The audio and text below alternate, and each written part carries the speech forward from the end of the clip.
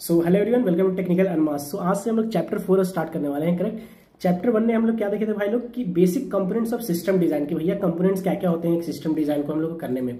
Chapter 2 में at least हमने देखा कि भाई अगर मेरे को क्यूपीएस निकालना होगा कितना मेमोरी का स्टोरेज लगेगा, ये सारी चीजें हमने देखा। तो अपना जो यही था चैप्टर 1 और चैप्टर 2, ये पूरा पूरा एक बेसिक बिल्डिंग था जहां पे हम लोग पूरा बेसिक्स अपना बना लिए थे कि भैया कौन कौन से कंपोनेंट्स है, कैसे क्यूपीएस, कितना स्टोरेज, ये सब पे बात कर लिए थे। अब चैप्टर 3 से क्या स्टार्ट हो जाता है, पूरा का पूरा गेम जो है रियल गेम, जहां पे हम लोग एक एक करके सारे सिस्टम डिजाइन को उठाने वाले हैं और जैसे इंटरव्यू में पूछा जाता है उस तरीके से हम लोग पूरा का पूरा यहाँ पे डील करने वाले हैं। ठीक है। तो यहाँ पे जो सबसे पहला जो आता है वो आता है भैया कि डिजाइन रेट लिमिटर। तो आप यहाँ पे अप्रोच क्या रहने वाला है कि भैया आप लोग सबसे पहले समझेंगे कि रेट लिमिटर होता क्या है, फिर एक एग्जांपल लेंगे एंड देन अगर आप देख रहे होगे यहाँ पे जो मैं स्लाइड्स दिखा रहा हूँ, यहाँ पे अपन एक पूरा का पूरा जो एक रियल इंटरव्यू में जिस हिसाब से कैंडिडेट और इंटरव्यूअर के बीच में डिस्कशन होता है, किस हिसाब से वो एक्सट्रैक्ट करता है कि भैया क्या डिजाइन करना है, किस हिसाब से करना है, वो सारी चीज का हम लोग यहाँ पे एक डिस्कशन मारेंगे। उसको डिस्कस करने के बाद एक रिक्वायरमेंट एनालिसिस जो इनिशियल होता है, फिर हम लोग रिक्वायरमेंट्स पे आएंगे। ठीक है, पूरा डिस्कशन होने के बाद और एक बार जब अपने को रिक्वायरमेंट पता चल जाएगा देन अपन हाई लेवल डिस्कशंस करेंगे, उस पर एक डिजाइन बना के दिखाएंगे, फिर उसको और अच्छा डिजाइन डिस्कशन के तौर पे करते जाएंगे। फिर कितने रेट लिमिटर के एल्गोरिदम होते हैं वो सारे डिस्कस करने वाले, जो कि 5 एल्गोरिदम होता है। एक बार जब वो 5 एल्गोरिदम अपन पढ़ लेंगे कि भैया ये सब क्या होता है सारे एल्गोरिदम्स, देन अपन जो रियल होता है क्या सिस्टम डिजाइन रेट लिमिटर का, वो अपन यहाँ पे डिस्कस करने वाले हैं, जो कि अपना ये है। ये पूरा का पूरा अपन डिस्कस करेंगे। तो यही आपको मोस्टली इंटरव्यू में आंसर देना रहता है जिसकी अपन बात करने वाले हैं। तो यहां तक पहुंचने के लिए अपन पूरा का पूरा एक बेस बनाने वाले हैं। तो आप आराम से इस पूरे वीडियो में बने रहिए एंड एंजॉय करते रहिए। ठीक है, स्टार्ट करते हैं अपन स्टोरी को। ठीक है, तो यहां से अपन स्टार्ट करते हैं कि भैया रेट लिमिटर आखिर होता क्या है। तो आप लोग अपना एटीएम में देखे होंगे कि पैसा निकालने के लिए हम लोग एटीएम जाते हैं। तो जब आप बैंक जाते हो तो वहां पे हो सकता है कि आपके पास 4-5 एटीएम्स हो उस बैंक में। ठीक है, तो अभी एज्यूम करते हैं अपन कि वहां पे 5 एटीएम है। ठीक है, तो अगर 5 एटीएम है तो एक यूजर तो एक ही एटीएम को यूज कर पाएगा ना एट अ टाइम।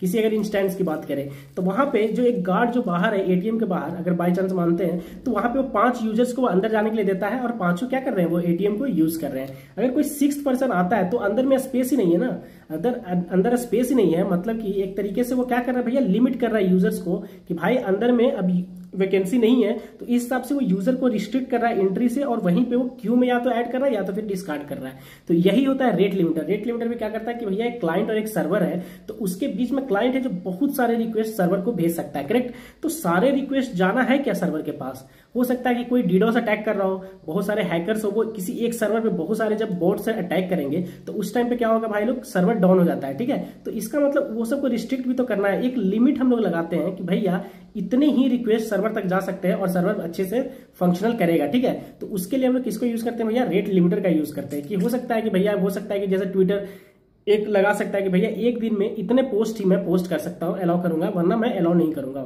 इससे ज्यादा पोस्ट। ठीक है, तो ये सब चीजें हैं यहाँ पे। तो अगर हम लोग डिफिनेशन की बात करें तो यहाँ पे डायरेक्टली आता है कि it is used to control the rate of a traffic send by a client और अ सर्वर। ठीक है, तो ये ट्रैफिक को मैनेज करता है कि कितना ट्रैफिक आने वाला है। ठीक है, तो जैसे फॉर एग्जांपल अगर हम लोग बात करेंगे HTTP रिक्वेस्ट की कि भैया क्लाइंट और सर्वर के बीच में अगर HTTP रिक्वेस्ट है, तो यहाँ पे हम लोग बात कर सकते हैं कि भैया जो क्लाइंट से कितना रिक्वेस्ट आ रहा है और किसी स्पेसिफिक पीरियड के लिए कितना अलाउड है उसको। ठीक है, कितना अलाउड है उसको ट्रैफिक आने के लिए हम लोग अलाउ कर रहे हैं।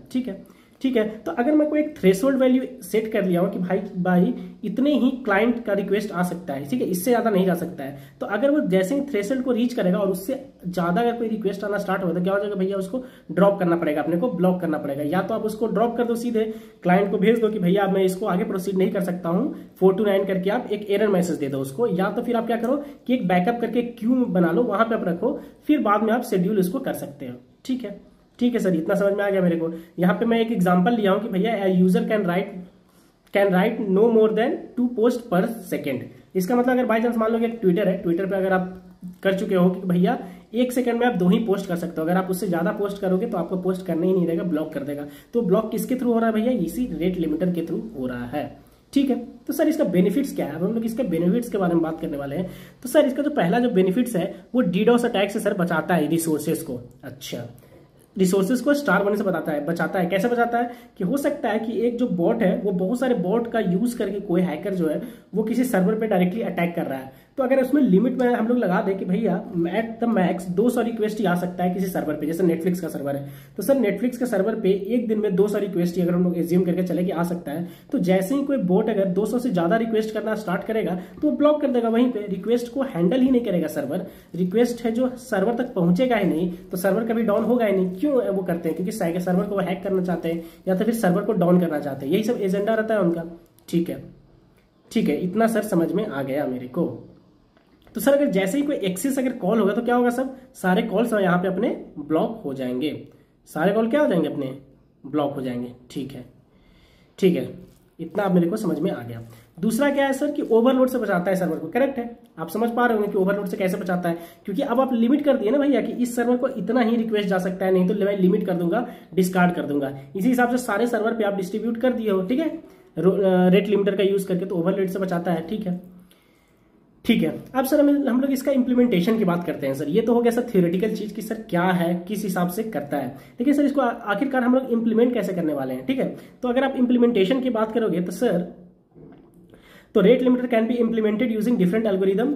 ठीक है, बहुत सारे एल्गोरिदम होते हैं और सारे एल्गोरिदम का अपना प्रोज और अपना कॉन्स होता है यहाँ पे। ठीक है, तो बेस्ड ऑन द रिक्वायरमेंट कि वो कैसे चूज करेंगे सर कि कौन सा हमको यूज करना है रेट लिमिटर, तो ये पूरा का पूरा बेस्ड होता है इंटरव्यू पे, कि जो आप इंटरव्यू कर रहे हो तो आप इंटरव्यूअर से कितना क्वेश्चंस पूछते हो, वो क्या आपसे इंप्लीमेंट करवाना चाहता है। ऐसा नहीं कि भाई जो एक दो एल्गोरिदम आपको पता है बस आप वो इंप्लीमेंट करना स्टार्ट कर दे, नहीं, आप उससे रिक्वायरमेंट पूछिए। जितना ज्यादा आप कम्युनिकेट करोगे इंटरव्यूअर से, तो आपको रिक्वायरमेंट्स गैदर करना है इनिशियली जो आपको 3 से 4 मिनट तक बस रिक्वायरमेंट को गैदर करना है। एक बार आपके पास रिक्वायरमेंट आ गया तब आप हाई लेवल डिजाइन स्टार्ट कर सकते हो बनाना। ठीक है, तो यहाँ पे अगर हम लोग बात कर रहे हैं कि इंटरव्यूअर और कैंडिडेट का ये पूरा का पूरा मैंने एक कन्वर्सेशन लिखा है किस हिसाब से आपको पूछना है। तो ठीक है, तो जैसे कि कैंडिडेट ने पूछा है कि भैया जो रेट लिमिटर मेरे को जो बनाना है वो क्लाइंट साइड होना चाहिए या फिर सर्वर साइड होना चाहिए, क्योंकि दोनों साइड आप कर सकते हो।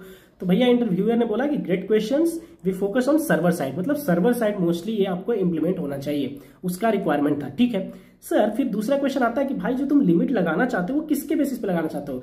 तो मतलब जितने तुम्हारे रिक्वेस्ट आ रहे हैं उस रिक्वेस्ट का किसी न किसी यूजर ने भेजा होगा वो रिक्वेस्ट। ठीक है, तो या तो यूजर आईडी से करना चाहते हो, या तो फिर जिस सिस्टम से आया है उस सिस्टम का कोई आईपी एड्रेस होगा, तो या तो फिर उस आईपी एड्रेस के बेसिस पे करना चाहते हो, किसके बेसिस पे तुम ब्लॉक करना चाहते हो। तो भाई ये पूरा का पूरा डिपेंड करता है कि भाई किस हिसाब से आप सिस्टम बनाना चाह रहे हो। ठीक है, हो सकता है कि कोई लोग दोनों का मिक्सचर यूज कर रहे हो, कंबाइंड यूज कर रहे हो कि भैया यूजर आईडी और आईपी एड्रेस दोनों के बेसिस पे। बट अगर आप देखोगे कि हैकर्स लोग जो मोस्टली करेंगे एक ही सिस्टम से अगर वो बॉम्बार्ड कर रहे हैं, तो यूजर आईडी तो बहुत सारे वो क्रिएट कर सकते हैं ना यूजर आईडी, तो ज्यादा बेनिफिशियल होता है कि भैया आप आईपी एड्रेस का यूज करो, क्योंकि पूरा पूरा सिस्टम ही आप ब्लॉक करने वाले हो या फिर डिस्कार्ड करने वाले हो।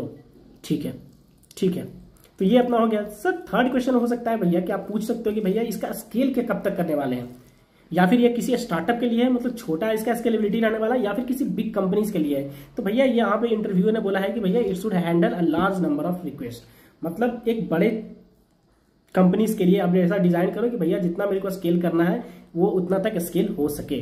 ठीक है, ठीक है, तो ये बेस्ड ऑन इतना सारा जो अभी अपन डिस्कशन किए, इसके बेसिस पे अब आप क्या कर सकते हो भैया, रिक्वायरमेंट्स आपको पूरा मिल गया है, तो अब आप पूरा पूरा नोट डाउन कर सकते हो, एक समरी लिख सकते हो अपना रिक्वायरमेंट का कि भैया मेरा रिक्वायरमेंट क्या था, उसके बेसिस पे आप डिसीजन ले सकते हो। तो यहां से मेरे को पता चला कि सर समरी मेरा ये हुआ सर कि जो एक्सेस रिक्वेस्ट आ रहा है उसको मेरे को ब्लॉक करना है, तो एक्यूरेटली आप ब्लॉक कर सको। इसके बाद भैया ब्लॉक जब तुम कर रहे हो तो ऐसा नहीं कि भाई जो टीसीपी कनेक्शंस या फिर एचटीटीपी जो भी रिक्वेस्ट आ रहा है उसमें कुछ आप लेटेंसी ला दो, नहीं, आपका लो लेटेंसी होना चाहिए, मतलब रेट लिमिटर उतना ज्यादा लेटेंसी नहीं कंज्यूम करना चाहिए, उसका लेटेंसी क्या होना चाहिए, बहुत कम होना चाहिए, ताकि ऐसा ना कि जो रिस्पॉन्स टाइम हो एचटीटीपी का या फिर टीसीपी यूडीपी का वही आप कम कर दो।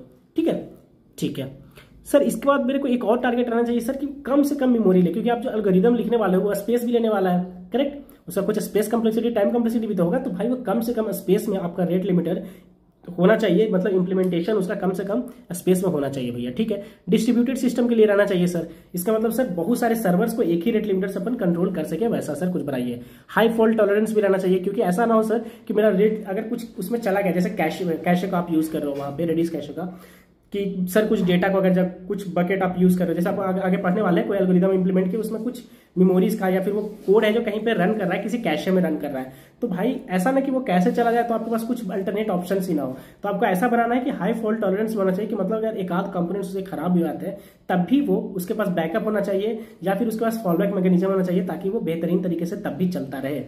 ठीक है, ठीक है, मतलब it does not affect the entire system. ठीक है सर, चलेगा। तो ये सब सारे रिक्वायरमेंट के बेसिस पे अब आप आ गए हो भैया कि एक हाई लेवल का सर हम लोग को डिजाइन देना है, जिसमें सर्वर साइड जो कि उसने बोला है वो रेट लिमिटेड रहेगा। तो यहाँ पे मैंने एक क्लाइंट बनाया है और यहाँ पे अपना क्या है भैया, सर्वर है। ठीक है, ठीक है, ये सर्वर है और सर्वर के साइड पे क्या है भैया, रेट लिमिटर है। और यहाँ पे ये सारे सर्वर्स है, तो यहाँ पे HTTP रिक्वेस्ट इसको गया, रेट लिमिटर उस हिसाब से चेक करके और फिर सर्वर को भेजना है कि नहीं वो डिसीजन ले रहा है। दूसरा एक सॉल्यूशन सर क्या हो सकता है सर, कि मैं क्लाइंट और सर्वर के बीच में सर मैं रेट लिमिटर रखूं, मिडिलवेयर की तरह, एक मिडिलवेयर की तरह यहाँ पे हम लोग उसको रखने वाले हैं।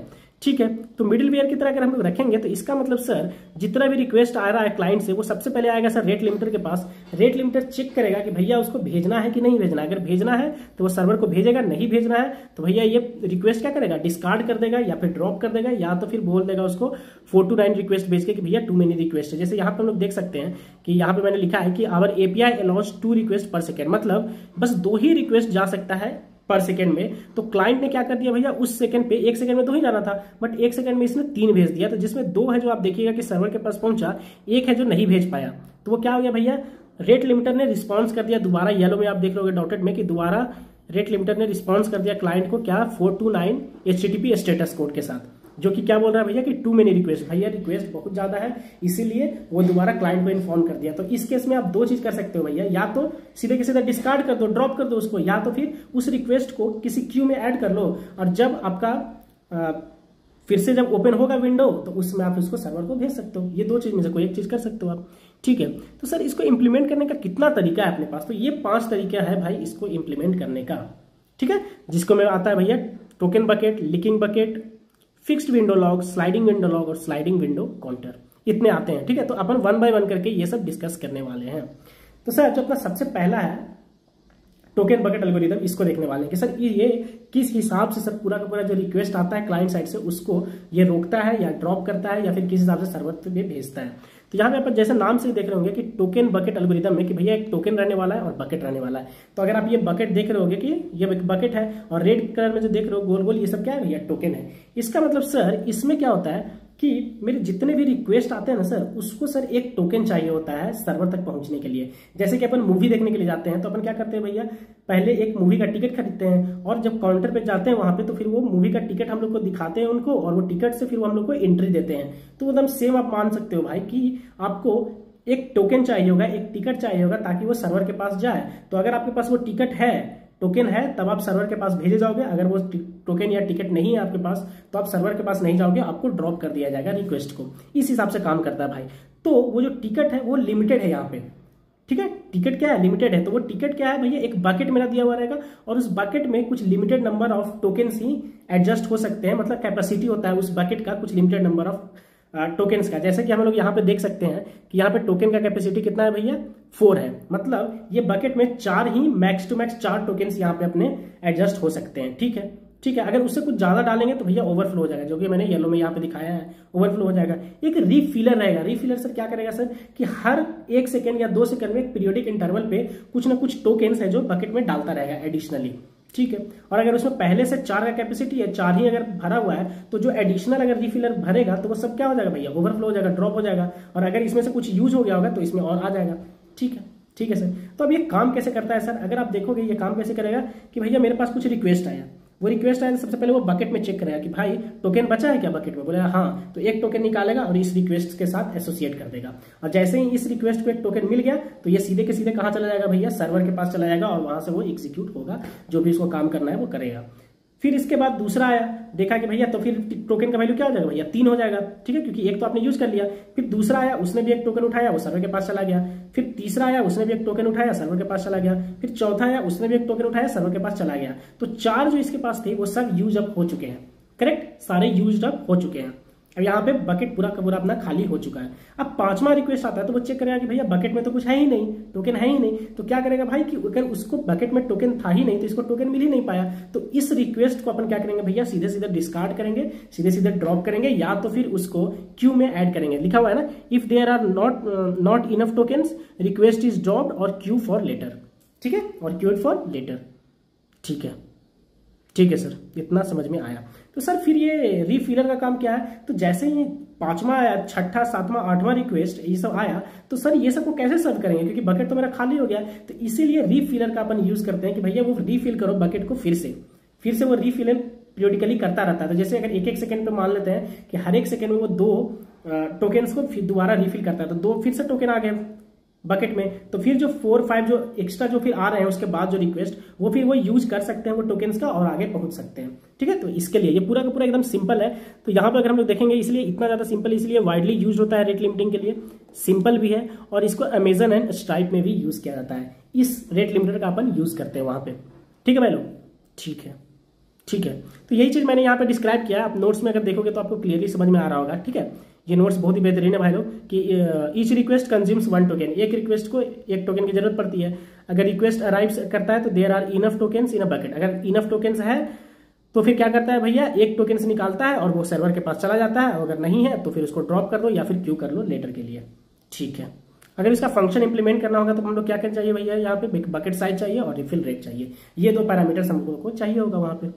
ठीक है, इसके बाद सर नेक्स्ट आता है sir leaking bucket. Leaking bucket इसी की तरह है, यही टोकन बकेट की तरह है, बट इसमें एक लीक रहता है, मतलब नीचे की तरफ एक होल रहेगा, जिससे जैसे कैसा होता है भाई, एक बाल्टी में पानी रखा हुआ है तो एक होल है, तो टुप टुप टुप थोड़ा थोड़ा ड्रॉप बाय ड्रॉप क्या होता है, वाटर फॉल होते रहता है। तो ये जो ड्रॉप बाय ड्रॉप जो वाटर फॉल होता है बकेट से, वही होता है कि भैया वो उतना पीरियडिकली रिक्वेस्ट है जो सर्वर को जा रहा है। मतलब पूरा बाल्टी में पानी आ गया है, इसका मतलब सर इतना सारा क्लाइंट से रिक्वेस्ट तो आ गया है, एक बाल्टी है, बाल्टी का एक कैपेसिटी होगा, तो उतना कैपेसिटी तक वाटर को होल्ड कर पाता है, इसका मतलब सर उतने कैपेसिटी तक उसमें क्लाइंट का रिक्वेस्ट आ गया है। ठीक है, लेकिन सर एग्जीक्यूशन के लिए सर्वर पे कौन जा रहा है सर, ऐसा नहीं कि सब आके भरा हुआ है वहां पे जितना कैपेसिटी है, अगर उससे ज्यादा रिक्वेस्ट आएगा तो वो इसमें एडजस्ट ही नहीं हो पाएगा, वो क्या हो जाएगा भाई, ड्रॉप हो जाएगा, वो सब ड्रॉप हो जाएगा। अगर बाल्टी फुल है तब भी अगर रिक्वेस्ट आ रहा है तो वो ड्रॉप हो जाएंगे। लेकिन सर कौन सा सर्वर के पास जाएगा एग्जीक्यूशन के लिए, वो सर ड्रॉप बाय ड्रॉप जो गिर रहा है ना लीक से, बस उतने जाएंगे, मतलब पीरियडिकली जाएंगे वो एक फिक्स्ड इंटरवल पे। ठीक है, तो एक तरीके से ये पोल मैकेनिज्म की तरह कर सकते हैं। यहाँ पे हम लोग फीफो क्यू का यूज करते हैं, तो इसको समझते हैं थोड़ा सा। तो यहाँ पे मैंने लिखा है कि भाई ये सिमिलर टू है टोकन बकेट की तरह, except the request are processed at fixed rate, fixed rate पे होता है। मतलब सर कि मेरा एक क्यू रहता है, उस क्यू में जितने भी मेरे रिक्वेस्ट आ रहे हैं ना सर, अगर मेरा बकेट फुल नहीं है तो वो बकेट में आया, और बकेट से वो कहाँ चला गया, एक क्यू में चला गया, और क्यू में वो पड़ा हुआ है, और उस क्यू से पीरियडिकली कोई फिक्स्ड इंटरवल पे क्या कर रहा है भाई, सर्वर एक एक को फेच कर रहा है, निकाल रहा है एक एक रिक्वेस्ट को और उसको सर्व कर रहा है। ठीक है, तो यहाँ पे देखिएगा कि हम लोग, यहाँ पे मैंने दिखाया है कि 1 2 3 4 5 जो है मेरे टोटल क्लाइंट के रिक्वेस्ट है। वो रिक्वेस्ट आता है किसके पास भैया, इसके पास, रेट लिमिटर के पास। तो वो चेक करता है पहले कि भैया बकेट फुल है क्या, मतलब बाल्टी में जगह है क्या, बकेट में है क्या। अगर बोला कि भाई बकेट तो फुल है तो उसको सीधे सीधे अपन ड्रॉप कर दे रहे हैं वो रिक्वेस्ट को। क्यों, क्योंकि भाई उस बाल्टी में ही नहीं आ पाएगा तो उसको कैसे सर्व करोगे। तो पहला तो क्राइटेरिया यही है कि भाई उस बाल्टी में वो एडजस्ट हो। एक बार जब बाल्टी में वो आ गया तब वो क्या करेंगे भैया, ड्रॉप बाय ड्रॉप वो गिर रहा है, मतलब एक एक करके वो पिक करते हुए सर्वर के पास जा रहा है सर्व होने के लिए। तो अगर ये बाल्टी फुल है पहले से, बकेट अगर मेरा फुल है तब तो उसको ड्रॉप कर दो, अगर वो फुल नहीं है तब मैं एक क्यू में ऐड कर देता हूँ। देखो यहाँ पे मैं एक क्यू में ऐड कर दे रहा हूँ। ठीक है, ठीक है, क्यू में ऐड कर दे रहा हूँ सर, और इस क्यू से फिक्स्ड इंटरवल पे बाई चांस मान लेते हैं कि 1 सेकंड पे, 1 सेकंड पे एक रिक्वेस्ट को सर्वर निकालता है फिक्स्ड इंटरवल पे और उसको फिर वो सर्व करता जाता है। ठीक है, ठीक है सर, ये भी इजी था अपना। ठीक है, और सर ये कौन यूज करता है सर, शॉपिफाई। शॉपिफाई जो है वो इस मैकेनिज्म का यूज करता है। ओके ओके, ठीक है सर। नेक्स्ट क्या है भाई, फिक्स्ड विंडो काउंटर एल्गोरिथम का सर अपन पढ़ने वाले हैं। ठीक है, फिक्स्ड विंडो काउंटर एल्गोरिथम का अब यहाँ पे सर अपन देखने वाले हैं। तो फिक्स्ड विंडो अगर काउंटर एल्गोरिथम की सर बात करें सर, तो यहाँ पे नंबर ऑफ रिक्वेस्ट है सर इस एक्सिस पे, वाई एक्सिस पे, और एक्स एक्सिस पे मैंने सर टाइम दिया है, और टाइम को सर मैंने विंडो में डिवाइड कर दिया है। हर एक टाइम को 1 सेकंड का सर एक विंडो है। मतलब अगर आज सर 1 बजा है तो 1:01 सेकंड, 1:02 सेकंड, 1:03 सेकंड, 1:04 सेकंड, ऐसे ऐसे सर 1 सेकंड का सर विंडो है। तो सर अगर 1 बजा हुआ है सर तो वो इस विंडो में है, अपन जिस विंडो में है सर उसी विंडो में सर सिर्फ रिक्वेस्ट सर्व होगा। फिर जैसे ही सर टाइम 1:01 सेकंड होगा तो दूसरे विंडो में अपन चले जाएंगे सर, और उस विंडो के तहत उस टाइम पे जितने रिक्वेस्ट आएंगे सर उनको मैं सर्व करूंगा और नेक्स्ट को मैं डिस्कार्ड करूंगा, ऐसा है। और सर विंडो का भी एक काउंट रहता है, इसको भी हम लोग एक काउंट देंगे। मतलब सर मैक्स टू मैक्स हर एक विंडो में सर मैं 3 ही, जैसे मैं मान लेता हूं कि विंडो साइज मेरा 3 है, तो इसका मतलब सर मेरा क्या हुआ सर, मैं उस विंडो में गया और उस विंडो में मैं सर 3 ही रिक्वेस्ट को सर्व करूंगा। उससे ज्यादा सर अगर आया तो मैं सर उसको डिस्कार्ड करूंगा। फिर जब मैं नेक्स्ट विंडो में जाऊंगा तो हो सकता है कि फिर से मैं दोबारा 3 को सर्व करूंगा, उस हिसाब से चलने वाला है। तो अगर हम लोग यहाँ पे देखें तो this algorithm divides the timeline into fixed size time. ठीक है, फिक्स साइज टाइम में हम लोग डिवाइड कर लिए हैं। देखो ये 1 सेकंड का 1:01 सेकंड, 1:02 सेकंड, 1:03 सेकंड, इस हिसाब से टाइम को डिवाइड कर लिए हैं 1-1 सेकंड पे। ठीक है, और हर एक को एक काउंटर दे देते हैं फॉर ईच विंडो। हर एक विंडो का एक काउंटर है, जैसे मान लेते हैं कि 3 है काउंटर, तो 3 अगर काउंटर एक विंडो का, तो सर वो 3 ही रिक्वेस्ट को सर्व कर सकता है, 3 से ज्यादा रिक्वेस्ट को वो सर्व करने वाला है नहीं। ठीक है, ठीक है सर। तो each request increments the counter by 1। तो कोई भी अगर एक रिक्वेस्ट आता है तो उसको पहले काउंटर को बढ़ाता है, देखता है कि भैया अच्छा 3 से कम है या फिर 3 है, मैक्स टू मैक्स 3 अगर है तो वो देगा सर्वर को। अगर 3 से ज्यादा है काउंटर तो फिर वो नहीं देगा। क्यों? क्योंकि 3 ही वो सर्व कर पाएगा। तो ठीक है, once the counter reaches the predefined threshold, अगर पहुंच जाता है थ्रेशोल्ड का, जैसे यहाँ पे 3 है, तो new request are dropped until a new window starts. अगर जब तक नया विंडो स्टार्ट नहीं होता है तब तक वो सारे रिक्वेस्ट को क्या करते रहेंगे, अपन ड्रॉप करते रहेंगे। तो जैसे अगर देखते हैं कि मेरा जब 1 बजा था, ठीक है, जब 1 बजा था तो मेरे सर 3 रिक्वेस्ट आए, 1 2 3। तो सर काउंटर का वैल्यू में 1 2 3 किया और सर मेरा लिमिट वहीं तक था, तो मैं तीनों को सर्व कर दिया। तो ग्रीन का मतलब होता है कि भैया वो सर्वर के पास गया, सर्व किया। व्हाइट का मतलब है कि भैया मैंने उसको रेट लिमिटर से लिमिट करके रिस्ट्रिक्ट कर दिया, तो रिस्ट्रिक्ट कर दिया तो भैया वो सर्वर के पास गया नहीं, मतलब ड्रॉप हुआ है। तो अगर फिर देखें भैया 1:01 सेकंड हुआ तो मैं इस विंडो में चला गया। इस विंडो में गया तो पहला रिक्वेस्ट, दूसरा रिक्वेस्ट, तीसरा रिक्वेस्ट, काउंटर बढ़ा रहा था, तो 1 2 3 तक मैंने सर्व किया। जैसे ही मैंने फिर चौथा, पांचवा, छठा 3 और रिक्वेस्ट आया तो देखा कि भैया काउंटर का वैल्यू तो 4 5 6 हो रहा है और मेरा लिमिट तो बस 3 ही को सर्व करने वाला था, तो ये सबको उसने ड्रॉप कर दिया। ठीक है, फिर जैसे ही टाइम बढ़ा, जब 1:02 सेकंड हुआ तो उस टाइम पे फिर जो आया 7वां रिक्वेस्ट, ठीक है, 7वां रिक्वेस्ट आएगा, 3 3 6 हुआ यहाँ पे, 7वां रिक्वेस्ट आया तो 7वां को देखो इसने सर्व कर दिया, 7 8 9 को इसने सर्व किया। क्यों? क्योंकि नया जो 2 सेकंड पे आया तो वो 3 को तो सर्व करेगा ही ना। नया विंडो में तुम चले गए, पहला जो 3 रिक्वेस्ट आने वाला है नया विंडो पे उसको तुम सर्व करने वाले हो, तो देखो इसने 3 को सर्व कर दिया। ठीक है, यहाँ पे फिर एक नया काउंटर रहेगा, काउंट 1 2 3 सर्व कर दिया। फिर चौथा यहाँ पे आया तो उसको इसने डिस्कार्ड कर दिया। फिर 3rd सेकंड पे फिर नया विंडो पे अपन चले गए, वहां पे एक ही रिक्वेस्ट आया तो उसने सर्व कर दिया इसको। तो ये था भाई पूरा का पूरा स्टोरी, किसके बेस पे, फिक्स्ड विंडो काउंटर एल्गोरिदम पे। ठीक है, तो आपने 3 जो एल्गोरिदम्स है उसको पूरा का पूरा आप लोग समझ चुके हैं। अब जो है मेन फंडा है कि भैया जो इंटरव्यू में आपको यही पूरा पूछा जाएगा, ये आपको आना चाहिए भाई।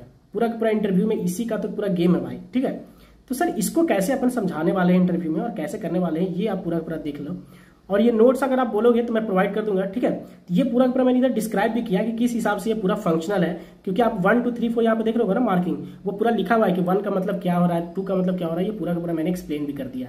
ठीक है, तो यह सर कहानी यहाँ से ऐसे स्टार्ट होता है कि क्लाइंट एप्लीकेशन है 1 की अगर बात करें तो पहले आपको पता है भैया कि एपीआई गेटवे रहता है, मिडिल वेयर रहता है। तो जितने भी आपके रिक्वेस्ट है वो सबसे पहले कहाँ जाते हैं भैया, एपीआई गेटवे के पास जाते हैं। इसीलिए हम लोग जो इंप्लीमेंट करते हैं अपना रेट लिमिटर वो एपीआई गेटवे के अंदर ही करते हैं, क्योंकि वो भी तो एक मिडिल वेयर है ना, मिडिल वेयर में करना है। क्लाइंट जैसे ही वहां पे आता है तो सर्वर से भेजने से पहले हम लोग को पूरा डिसीजन लेना है अपने को मिडिल वेयर में, तो वो अपन एपीआई गेटवे में ही ले लेते हैं। तो ठीक है, देखते हैं कैसे काम करता है कि सर पहला नंबर पर 1 अगर हम लोग देखें सर तो क्लाइंट ऐप से क्या आया सर, रिक्वेस्ट आया और वो रिक्वेस्ट कहाँ गया सर, एपीआई गेटवे के पास गया। एपीआई गेटवे क्या गया भैया, रेडिस कैशे से 2 नंबर पर अगर देखें तो रेडिस कैशे से वो कम्युनिकेट किया। क्या कम्युनिकेट किया भैया, क्योंकि यहाँ पे अगर बाई चांस मानते हैं कि हम लोग बकेट टोकन इंप्लीमेंट करके रखे हैं, तो वो रेडिस कैशे में जाकर पूरा पूरा लॉजिक लगाता है, जो एल्गोरिदम पर लिखे हैं वो चेक करता है कि भैया टोकन्स अवेलेबल है क्या बकेट में। अगर टोकन्स अवेलेबल है तभी तो आगे प्रोसेसिंग के लिए जाएगा ना, वरना ड्रॉप हो जाएगा वो। तो इसीलिए फिर क्या करता है भैया, यहाँ पर रेडिस क्यों यूज किया भैया, क्योंकि जो वो चेक करने जाए टोकन्स है कि नहीं है तो इसमें बहुत ज्यादा टाइम ना ले ले, वो लेटेंसी ना ले ले, क्योंकि रेडिस क्या होता है भैया, इन मेमोरी है, वो फास्ट होता है। इसलिए ये जो एल्गोरिदम है जो कि रखना है या फिर ड्रॉप करना है, इसको आप जल्दी से लेना है, इसलिए क्योंकि हाई परफॉर्मेंस और लो लेटेंसी होता है भैया रेडिस का, इसलिए यहाँ पे हम लोग इसको रेडिस को यूज करने वाले हैं। तो वो रेडिस के पास रिक्वेस्ट गया, रेडिस चेक किया कि अच्छा टोकन है क्या, अगर टोकन है तो वो टोकन उस आपका जो रिक्वेस्ट है वो उससे एसोसिएट हो गया और सीधे के सीधे 3 नंबर पे हम लोग वो सर्वर को भेज देते हैं। मतलब देखो, if sufficient tokens are available request is then forwarded to server, server को 3 नंबर पे चला गया।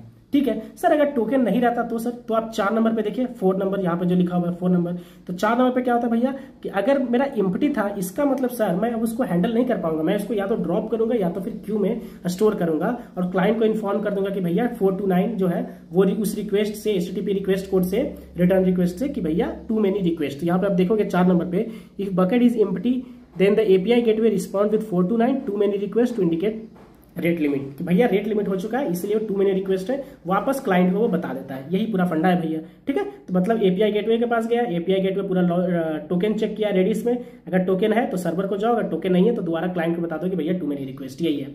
फिर सर और क्या अपन ने किया कि भाई अगर अब तुम देखोगे तो यहाँ पे 2 फीच कन्फिग्रेशन है, ठीक है, कन्फिग्रेबल है ना भाई, कि अगर आप कोई भी एल्गोरिदम इंप्लीमेंट कर रहे हो टोकन बकेट का, जैसे बाय चांस मान लेते हैं कि आप टोकन बकेट वाला कर रहे हो, तो यहाँ पे 2 चीज आपको चाहिए कि भैया कैपेसिटी क्या होगा बकेट का, दूसरा सर जो रिफिल जो अपन कर रहे हैं उसका सर कैपेसिटी क्या होगा, करेक्ट। तो ये दोनों चीज को आप कॉन्फ़िगर कर सकते हो किसी एक्सएमएल फाइल में या फिर कहीं पे कुछ वेरिएबल से आप ऐसे करके उसको कॉन्फ़िगरेशन कर सकते हो। क्योंकि अगर रिक्वेस्ट अगर ज्यादा हो गया तो अपने कैपेसिटी बाई चांस मानते हैं कि 4 रखे थे पहले, कि जो मेरा बकेट है उसका कैपेसिटी मैक्सिमम 4 हो सकता है। अगर आपका रिक्वेस्ट बढ़ना चालू कर गया, अगर आप स्केल करना स्टार्ट कर दिए तो 4 से अगर आपको 8 करना है तो आपको क्या क्या लगेंगे भाई, तो आपके पास एक एडमिन राइट्स होना चाहिए। तो एडमिनिस्ट्रेशन क्या कर सकता है, एडमिनिस्ट्रेटर जो है वो कॉन्फ़िगरेशंस को चेंज कर सकता है, ठीक है। तो उसको चेंज करने के लिए वो क्या करेगा भैया कि अगर बाई चांस मान लेते हैं कि रिफिल का और ये बकेट कैपेसिटी का दोनों का कॉन्फ़िगरेशन आपको बढ़ाना है, ठीक है, तो आप सीधे के सीधे एक मैसेज ब्रोकर जो होता है, जैसे एमक्यूटीटी ले लो, कुछ भी पब्लिश सब्सक्राइब का जब यूज करते हैं उस पर वो पब्लिश करता है। 5 नंबर पे आप देख रहे होगे, तो एडमिन क्या किया भैया 5 नंबर पे पब्लिश किया कि भैया मेरे को कॉन्फ़िगरेशंस ये चेंज करना है। की वैल्यू पेयर में दे दिया कि भैया बकेट का साइज 8 कर दो, या की हो गया बकेट साइज, वैल्यू हो गया उसका 8, फिर और भी कुछ देख लो, रिफिलर हो गया की और उसका वैल्यू हो गया कि भैया 5 करना है या फिर 6 करना है, जो भी आपको करना है। वो कहाँ पे पब्लिश किया भैया, उसने क्यू में डाला। ये जो क्यू देख रहे हो मैसेज ब्रोकर क्यू में किया।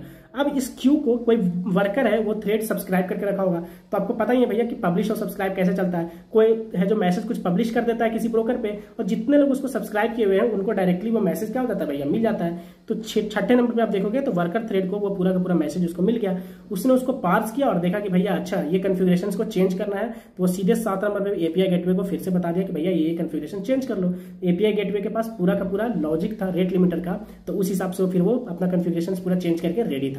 तो दूसरी बार जब आप चलाओगे तो उस नए कॉन्फ़िगरेशन के साथ आपका इसका चलेगा। तो यही मैंने यहाँ पे लिखा है कि administrator can make changes to limit configurations by publishing a message to the queue, और worker will then receive it and update it accordingly वो क्या करेगा भैया, अपडेट करेगा, ठीक है। तो ये भैया अपना पूरा का पूरा एक स्टोरी हो गया किसका, रेट लिमिटर का, ठीक है। तो होप आपको ये पूरा का पूरा लेक्चर समझ में आया होगा, ठीक है। अगर आप इस चैनल को अभी तक सब्सक्राइब नहीं किया भाई लोग तो सब्सक्राइब कर लो, एंड देन अपन मिलते हैं नेक्स्ट लेक्चर में, जिसमें कुछ और अपन एग्जांपल्स ले रहेंगे। तो इसी तरह से 1 बाय 1 करके अपना सारा जितना भी सिस्टम ज्ञान का एग्जांपल है वो करेंगे। और अगर आप बेसिक्स लेक्चर नहीं देखोगे, क्योंकि ये आई थिंक लेक्चर नंबर 15 है ये, तो 14th लेक्चर अपन कर चुके हैं यहाँ पे, तो आप उसको देखिए, एंजॉय कीजिए, and see you all in next class. तब तक के लिए बाय बाय।